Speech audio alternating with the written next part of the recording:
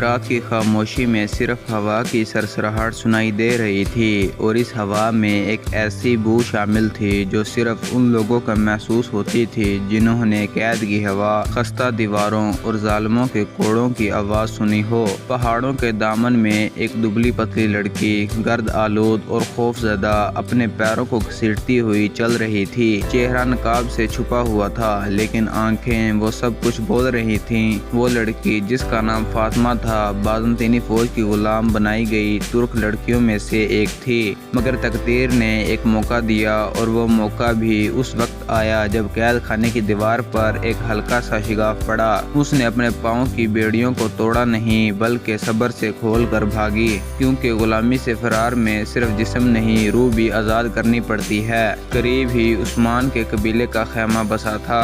قبیلہ اس وقت نئے دشمنوں کے حملوں سے نڈھال تھا، مگر مہمان نوازی اس سرزمین کا حصہ تھی۔ وہ لڑکی جو ساری راہ خاموش رہی، قبیلے کے دروازے پر گرتی ہے۔ چوکیداروں نے اسے دیکھ کر فوراً حفاظت میں لیا، مگر شبہ کی نگاہوں سے بھی دیکھا، کیونکہ آج کل دشمن بھی نقاب اوڑھ کر ہی آتے تھے۔ وہ خاموشی سے لیٹی رہی، نہ سوال کیا نہ مدد مانگی، صرف ایک آنکھ میں آنسو تھا اور دوسری میں خوف۔ یہ وہ خوف تھا جو برسوں کے ظلم کی تہوں سے جنم لیتا ہے۔ عثمان کو جب اطلاع ملی، وہ خود اس لڑکی کے خیمے میں آیا۔ قبیلے کا سردار جو ہزاروں معرکے جیت چکا تھا، اس لڑکی کے قریب بیٹھا اور نرمی سے کہا، بیٹی تم کہاں سے آئی ہو؟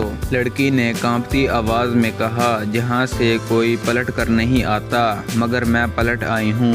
شاید زندہ ہوں، شاید صرف سانس لے رہی ہوں۔ مگر عثمان نے اس کے کندھے پر ہاتھ رکھا، اب تم آزاد ہو، تم ہماری مہمان ہو، تمہیں یہاں خوف کھانے کی ضرورت نہیں۔ وہ لڑکی خالی نظروں سے خیمے کی چھت کو دیکھتی رہی۔ اسے یقین نہیں آیا کہ کوئی مرد بغیر خوف، بغیر لالچ، بغیر غصے کے اس سے نرمی سے بات کر سکتا ہے۔ کئی دن وہ خاموش رہی، بس قبیلے کی عورتوں کے ساتھ رہتی، کم بولتی، زیادہ سنتی، راتوں کو ڈر کر اٹھ بیٹھتی، بعض اوقات چینک کر جاگ جاتی۔ عورتیں اسے تسلی دیتی، مگر اپنی روح کے اندھیرے میں قید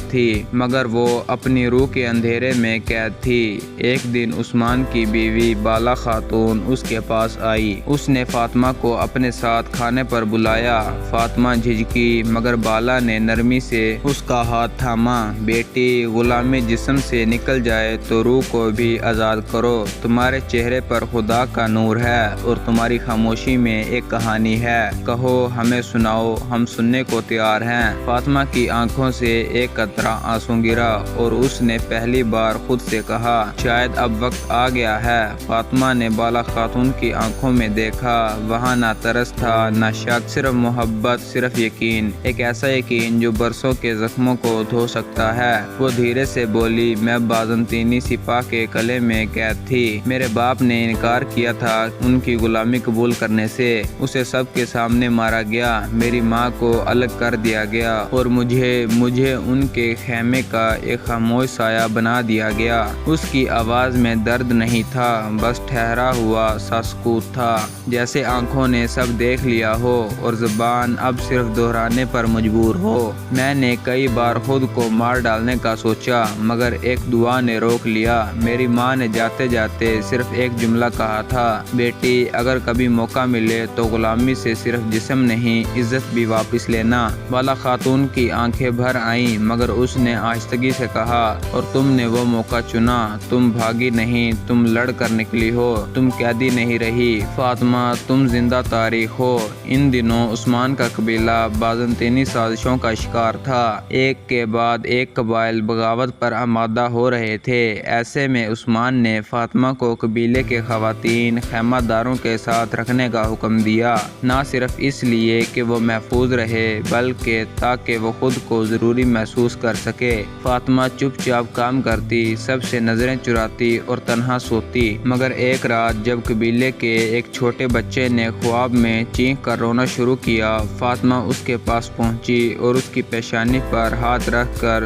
دعائیہ کلمات پڑھے تو بچہ پرسکون ہو گیا۔ اگلے دن اس کی ماں نے سب کے سامنے کہا، یہ لڑکی صرف دکھ کی نہیں شفا کی علامت ہے۔ اس کے لمس میں ماں کی سی تھپک ہے۔ یہ سن کر قبیلے کی عورتیں پہلی بار اس کے گرد بیٹھیں اور اس سے کھل کر باتیں کرنے لگیں۔ فاطمہ نے ہلکی سی مسکراہٹ دی۔ شاید برسوں بعد ایک دن عثمان نے اسے بلایا۔ قبیلے کے اجلاس میں دشمن کے جاسوس کی اطلاع آئی تھی اور عثمان نے کہا، فاطمہ تم بازنطینی قلعے سے آئی ہو، کیا تم پہچان سکتی ہو ان کی حرکات، ان کے چالاکی کے اشارے؟ فاطمہ نے نظریں اٹھا کر عثمان کو دیکھا، پہلی بار بغیر خوف کے۔ میں ان کے سایوں کو بھی پہچان سکتی ہوں سردار۔ انہوں نے مجھے مارا مگر میری آنکھوں کو نہیں بند کر سکے۔ یہ وہ لمحہ تھا جہاں ایک خاموش لڑکی، ایک بے بس قیدی، قبیلے کی آنکھیں بن گئی۔ فاطمہ اب صرف ماضی کا سایہ نہ رہی، وہ قبیلے کے خیموں کے بیچ ایک زندہ مشعل بن چکی تھی۔ عورتیں اسے مشورہ دیتیں، بچے اس سے کہانیاں سنتے اور جوان لڑکیاں اس کی باتوں کو سن کر امید پیدا کرتی۔ اب فاطمہ ایک نیا خواب دیکھنے لگی تھی، صرف خود کی نہیں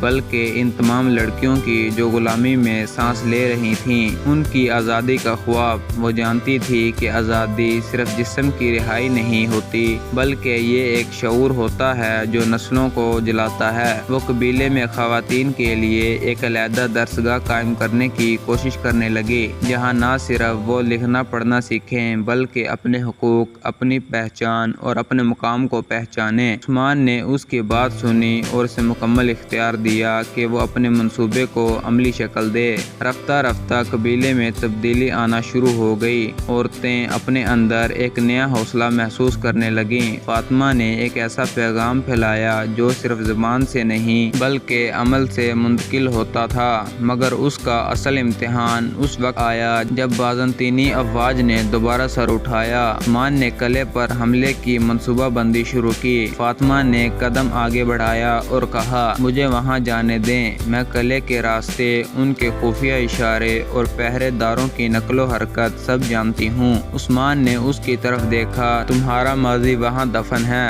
فاطمہ، کیا تم دوبارہ اس اندھیرے سے گزر سکو گی؟ فاطمہ نے آہستگی سے کہا، سردار کچھ اندھیرے ختم نہیں ہوتے جب تک کوئی مشعل لے کر ان میں داخل نہ ہو۔ میں اس مشعل کو تھامنا چاہتی ہوں۔ اور یوں فاطمہ دوبارہ اس قلعے کی طرف روانہ ہوئی جہاں اس کی زندگی کا سب سے سیاہ باب لکھا گیا تھا، مگر اس بار وہ ایک قیدی کی طرح نہیں، ایک قافلہ روشنی کی رہنما بن کر گئی۔